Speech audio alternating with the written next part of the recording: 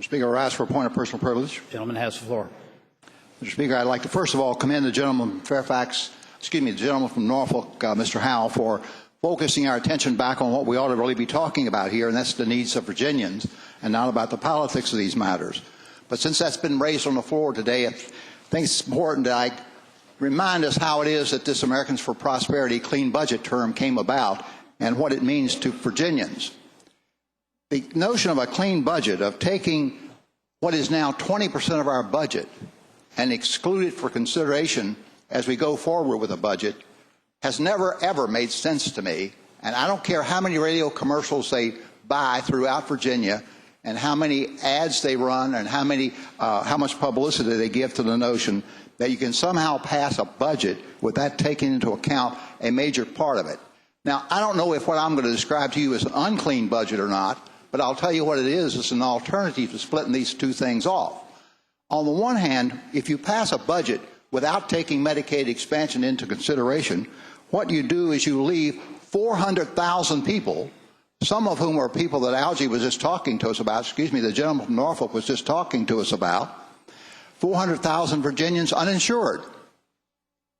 It's the morally right thing to do when we have an opportunity to do that, to extend health coverage, it seems to me.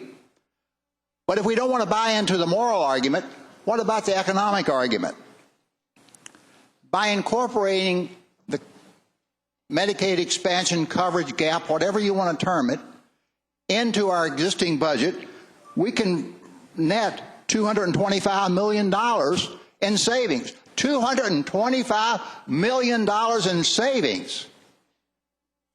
The other thing, Mr. Speaker, we can do from an economic perspective is we can bring $5 million a day, $5 million a day back to Virginia, money paid by Virginia taxpayers. Honestly, Mr. Speaker, I had a community hall meeting to talk to my community about this, and I had to take some time to explain to them why some people think we shouldn't do this. Because it makes such economic good sense, and it makes such good sense in terms of doing the right thing.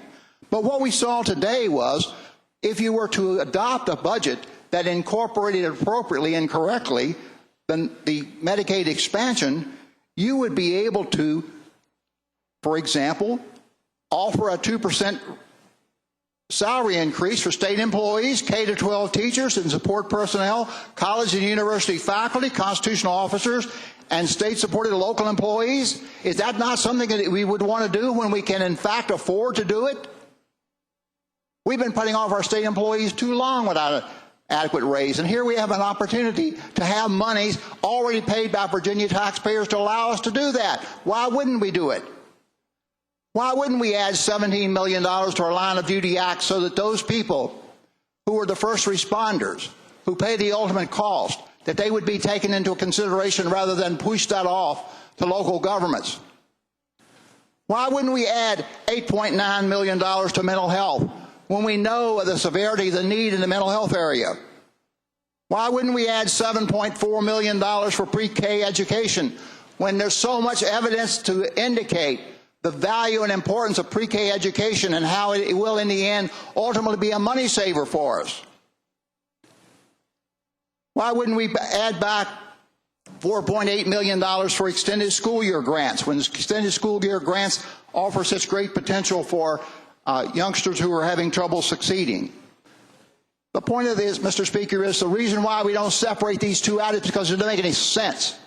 If we're talking about good management, if we're talking about good practices, it makes economic sense to incorporate these two. It means the best expenditure of Virginia taxpayer money. It means returning monies that are now going to Washington back to Virginians, and it means taking care of Virginians who are most in need. That's why we should keep the two together, and that's why in this special session, without any delay from local government, just get to the work in the next couple of weeks, get it done, and pass a budget. Thank you, Mr. Speaker.